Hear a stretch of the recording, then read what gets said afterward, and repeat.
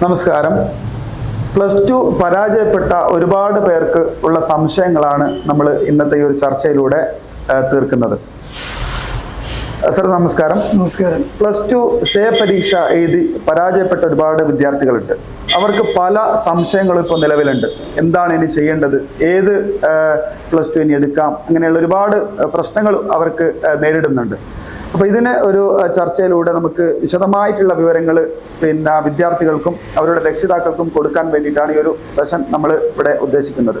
അപ്പോൾ Kerala plus two പരാജയപ്പെട്ട ഒരു കുട്ടിയെ സംബന്ധിച്ചിടത്തോളം, ഒരു 3 വിഷയത്തിൽ പരാജയപ്പെട്ട ഒരു കുട്ടിയെ സംബന്ധിച്ചിടത്തോളം ഇനി എന്താണ് അവൻ്റെ മുമ്പിലുള്ള കേരള പ്ലസ് ടു തന്നെ കിട്ടാനുള്ള മാർഗം എന്ന് സർ ഒന്ന് പറഞ്ഞു കഴിഞ്ഞാൽ നല്ലതാണ്.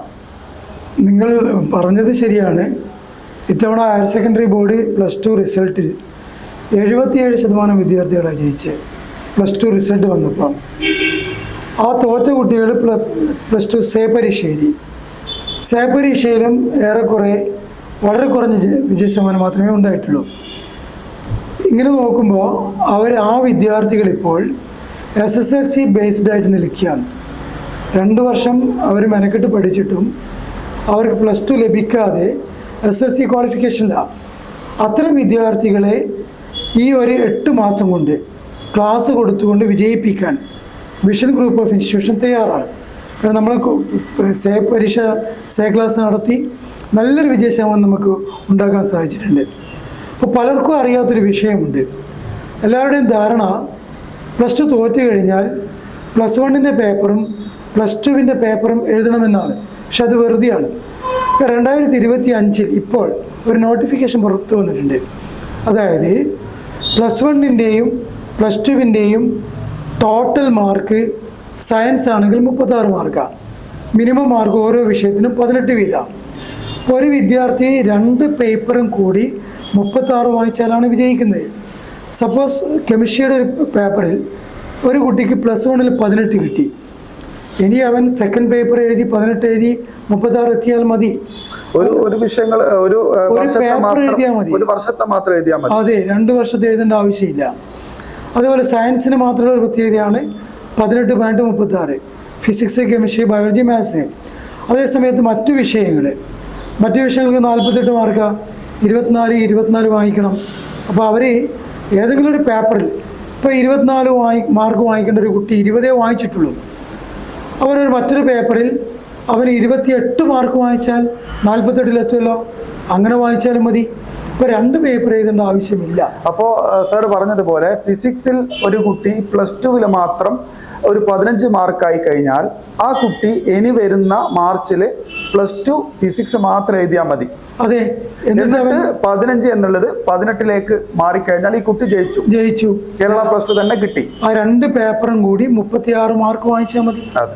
ഇപ്പോൾ വിഷൻ ഗ്രൂപ്പ് ഓഫ് ഇൻസ്റ്റിറ്റ്യൂഷൻ തലശ്ശേരിയിൽ ഇത്തവണ, കാരണം മറ്റാരും ഈ ഒരു ധൈര്യത്തിന് മെനക്കെടാറില്ല, ഞങ്ങൾ ഈ വർഷം ആഗസ്റ്റ് 1 മുതൽ ഫെയിൽഡ് ബാച്ചിന് ക്ലാസ് കൊടുക്കുക. 8 മാസത്തെ ക്ലാസ്സാണ്. മന്ത്ലി ടെസ്റ്റ് ഉണ്ടാവും, റിവിഷൻ ക്ലാസ് കൊടുക്കുന്നുണ്ട്, സീരീസ് ടെസ്റ്റ് കൊടുക്കുന്നുണ്ട്.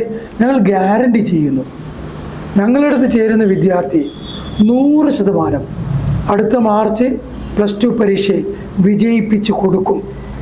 നിരന്തര മൂല്യനിർണ്ണയം, എല്ലാ ദിവസവും ക്ലാസ്. അത് ശനിയെന്നോ ഞായറെന്നോ നോക്കില്ല, ഞങ്ങളൊരു ചലഞ്ചായിട്ട് എടുക്കുക. കാരണം ഈ പ്രദേശത്ത് എവിടെയും ഏറെക്കുറെ എനിക്കൊന്ന് കണ്ണൂർ, കോഴിക്കോട് ജില്ലകളിലൊന്നും ഈ ക്ലാസ്സുകൾ കൊടുക്കുന്നില്ല. ഞങ്ങളത് ചാലഞ്ച് ഏറ്റെടുക്കുന്നു. ഞങ്ങളടുത്ത് വരുന്ന വിദ്യാർത്ഥികളെ 100% വിജയിപ്പിച്ചു കൊടുക്കാൻ ഞങ്ങൾ തയ്യാറാണ്. ഇപ്പോൾ ഓഫ്ലൈനായി വരാൻ കഴിയാത്ത കുട്ടികൾ, ദൂരെയുള്ള ആൾക്കാർക്ക് ഓൺലൈനായിട്ടും ഞങ്ങൾ ക്ലാസ് കൊടുക്കും. കേരളത്തിൻ്റെ ഏത് ഭാഗത്തുള്ള കുട്ടികളായാലും അവർക്ക് ഓൺലൈനായി ഞങ്ങൾ ക്ലാസ് കൊടുക്കും. ഗ്യാരണ്ടിയാണ്, ജയിപ്പിക്കുന്ന കാര്യത്തിൽ ഗ്യാരണ്ടിയാണ്. പിന്നെ പ്ലസ് 2 നമുക്കറിയാലോ, ഇപ്പോഴത്തെ അടിസ്ഥാന യോഗ്യത പ്ലസ് 2 ആണ്. പ്ലസ് 2 ഇല്ലാതെ ഇപ്പോൾ ഒരു കുട്ടി സപ്പോസ് പോളിടെക്നിക്കിന് ചേർന്നു, അവിടെ SSLC മാത്രം ക്വാളിഫിക്കേഷൻ കുട്ടിക്ക് ചേരാൻ പറ്റും. പക്ഷെ കുട്ടി പോളിടെക്നിക്ക് ജയിച്ചു കഴിഞ്ഞാൽ ഇവൻ മത്സരിക്കേണ്ട ആരോടായിരിക്കും? ഒരു ഇന്റർവ്യൂവിൽ പ്ലസ് 2 ഡിഗ്രിക്കാരനോടായിരിക്കും. അവൻ പോളിടെക്നിക്ക് ജയിച്ചിട്ട് വലിയ കാര്യമൊന്നുമില്ല. കാരണം പ്ലസ് 2 ഇല്ലാത്തവൻ ഇവനേക്കാൾ ഇത് ഹയർ ക്വാളിഫിക്കേഷനിൽ മത്സരിക്കണ്ടേ, അവിടെ അവൻ എന്താണ് അക്കാഡമിക് ആയിട്ടുള്ള ക്വാളിഫിക്കേഷൻ എന്ന് പറയുന്നത് എന്താണ് പ്രധാനപ്പെട്ടതാണ്. അധിക ആൾക്കാരും അധിക കുട്ടികളും +2 ഒന്ന് പരാജയപ്പെട്ട് പോകുമ്പോഴേക്കും പെട്ടെന്ന് വേറെ ഏതെങ്കിലും സ്ഥലത്തേക്ക് പോയി ജോലി ചെയ്യുക, അല്ലെങ്കിൽ വിദേശത്ത് പോയി ജോലി ചെയ്യുക. ആ +2 അവിടെ അങ്ങനെ തന്നെ ഇരിക്കും. അപ്പോ എത്ര വർഷം വരെ, ഇപ്പോ കഴിഞ്ഞ വർഷത്തെ ഈ വർഷത്തെ കുട്ടിയൊക്കെ എത്ര വർഷങ്ങൾ പുറകോട്ടുള്ള ആൾക്കാർക്ക് ഈ ഒരു പരീക്ഷ എഴുതാം? അതൊരു പുതിയ നോട്ടിഫിക്കേഷൻ ഉണ്ട്. 8 വർഷം വരെയുള്ള വിദ്യാർത്ഥികൾക്ക് പരീക്ഷ എഴുതാം. അതായത് 2018 മാർച്ച് മാസം +2 എഴുതിയൊരു വിദ്യാർത്ഥി, ആ വിദ്യാർത്ഥി അന്ന് തോറ്റുപോയെങ്കിൽ 2026 മാർച്ചിൽ ആ കുട്ടിക്ക് പരീക്ഷ എഴുതാം. കേരള +2 തന്നെ എഴുതാം. 2018 ശേഷം വരുന്ന ഏത് പരീക്ഷയ്ക്ക് തോറ്റു കഴിഞ്ഞാലും ആ പരീക്ഷ മാത്രം ഈ വരുന്ന 2026 മാർച്ചിൽ നടക്കുന്ന പരീക്ഷ എഴുതിയാൽ മതി. എന്നിട്ട് കേരള +2 തന്നെ ഇവർക്ക് ലഭിക്കും അല്ലേ? ആകെ 2 വർഷം വരെ നഷ്ടപ്പെടാതെ അവന്റെ ക്വാളിഫിക്കേഷൻ. പക്ഷേ സർ, ഇത് പലർക്കും അറിയില്ല. പലർക്കും അറിയാത്തത് കൊണ്ട് തന്നെ എന്ത് ചെയ്യുന്നു, ഈ ഒരു +2 വേണ്ട എന്നുള്ള രീതിയിലാണ് ആൾക്കാർ എന്ത് ചെയ്യുന്നത്, മുന്നോട്ട് കൊണ്ടുപോകുന്നത്.